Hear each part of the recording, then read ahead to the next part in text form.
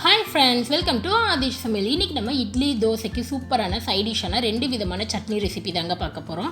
ஒன்று வந்து தக்காளி சட்னி அண்ட் இன்னொன்று வேர்க்கடலை சட்னி பார்க்க போகிறோம். இது ரெண்டுமே நம்ம ரொம்ப சிம்பிளாக செஞ்சிடலாம், ஈஸியாக டக்குன்னு செஞ்சிடலாம், அவ்வளோ டேஸ்ட்டாக இருக்கும். இப்போ எப்படி செய்கிறது பார்க்கலாமாங்க. ஃபஸ்ட்டு தக்காளி சட்னி அரைச்சிடலாம். அதுக்கு ஒரு கடாயில் 1 டேபிள் ஸ்பூன் எண்ணெய் சேர்த்துக்கோங்க. காரத்துக்கு தேவையான அளவு வரமிளகாய் நான் ஒரு 4 மிளகாய் சேர்த்துக்கிறேன். ஒரு 5 பல் பூண்டு தோல் உரிச்சது சேர்த்து அதையும் நல்லா ஒரு 10 செகண்ட் வறுத்துக்கோங்க அந்த எண்ணெயிலேயே.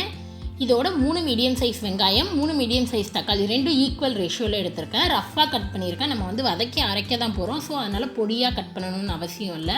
ரஃப்பாக கட் பண்ணி எடுத்துக்கிட்டால் போதும். இந்த வெங்காயத்தை மட்டும் இப்போ சேர்த்துக்கலாம். நம்ம வெங்காயத்தை சேர்த்து விட்டு ரொம்ப வதங்க தேவையில்லை, 1லேருந்து 2 நிமிஷம் மட்டும் வதக்கிக்கோங்க. ரொம்ப வதங்கணும் அப்படின்னு அவசியம் இல்லை. தக்காளி சேர்த்து நம்ம மறுபடியும் வதக்கிக்கலாம். இப்போ இங்கே வெங்காயம் வந்து நல்லா வதங்கிடுச்சு ஒரு 1.5 நிமிஷத்துக்கு. இப்போ தக்காளி சேர்த்துக்கலாம். அதே அளவு தக்காளியை ரஃபாக கட் பண்ணியிருக்கேன், 3 மீடியம் சைஸ் தக்காளி. இந்த சட்னிக்கு தேவையான அளவு உப்பு, இது எல்லாத்தையுமே சேர்த்து விட்டு நல்லா மிக்ஸ் பண்ணி விட்டுருங்க. இது நல்லா குழைய வதங்கி வரணும். வெங்காயம் தக்காளிலாம் நல்லா சாஃப்டாக மேஷ் ஆகி நல்லா வதங்கி வரணும், அந்த அளவுக்கு வதக்கி எடுத்துக்கலாம்.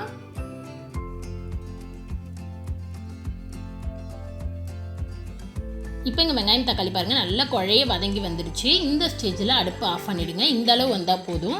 இது நல்லா ஆறுனதும் நம்ம நல்லா ஃபைனாக சட்னி மாதிரி அரைச்சி எடுத்துக்கலாம். இதில் வந்து தண்ணி நீங்கள் எதுவுமே சேர்க்க தேவையில்ல, கடைசியாக மிக்ஸி ஜாரில் மட்டும் சேர்த்துக்கிட்டால் போதும்.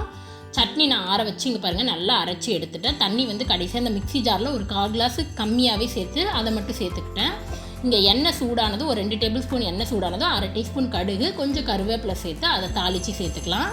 இதோட உங்களுக்கு வரமிளகாய் வேணும்னா நீங்கள் அதையும் சேர்த்துக்கலாம். அது எல்லாமே வந்து ஆப்ஷனல் தான். தாளிப்பும் முடிச்சாச்சு, அவ்வளோதான். ரொம்பவே சூப்பரான தக்காளி சட்னி ரெடி ஆகிடுச்சு. ரொம்பவே கலர்ஃபுல்லாக அவ்வளோ சூப்பராக இருக்கும். அடுத்தது வேர்க்கடலை சட்னி எப்படி செய்கிறதுன்னு பார்க்கலாமாங்க. அதுக்கு ஒரு மிக்ஸர் ஜாரில் ஒரு 1/4 மூடி தேங்காய், 1/2 மூடியில் பாதியை வந்து பொடியாக கட் பண்ணியிருக்கேன். நீங்கள் துருவி கூட சேர்த்துக்கலாம்.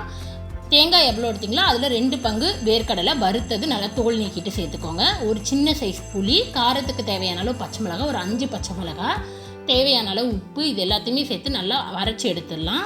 தண்ணி சேர்க்காத இந்த மாதிரி ஃபஸ்ட்டு அரைச்சி எடுத்துக்கோங்க. இப்போ ஒரு 1/2 கிளாஸ் அளவு தண்ணி சேர்த்து நல்லா அரைச்சி எடுத்துகிட்டு வந்துடலாம் சட்னி பதத்துக்கு. இப்போ இங்கே அரைச்சி எடுத்துகிட்டு வந்துட்டேன் பாருங்கள். இதை ஒரு பவுலில் மாற்றி எடுத்துக்கலாம்.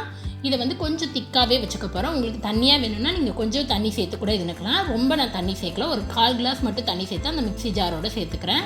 அவ்வளோதான். சட்னி வந்து நான் இந்த கன்சிஸ்டன்சியில் வச்சுக்கிறேன். உங்களுக்கு இன்னும் தண்ணி வேணும்னா கொஞ்சம் சேர்த்துக்கலாம். ரொம்ப தண்ணியாக கரைச்சா டேஸ்ட் நல்லா இருக்காது. இதுக்கும் சின்னதாக தாளிப்பு வந்து எண்ணெய் ஊற்றி கடுகு போட்டு பொரிஞ்சது, கருவேப்பிலை, ஒரு வரமிளகாய் சேர்த்து தாளிப்பு கொடுத்துட்டேன். அவ்வளோதான். ரொம்பவே சிம்பிளான வேர்க்கடலை சட்னி ரெடி ஆகிடுச்சு. இது ரெண்டுமே ஈஸியாக டக்குன்னு செஞ்சிடலாம். ரொம்பவே டேஸ்ட்டும் நல்லாயிருக்கும்.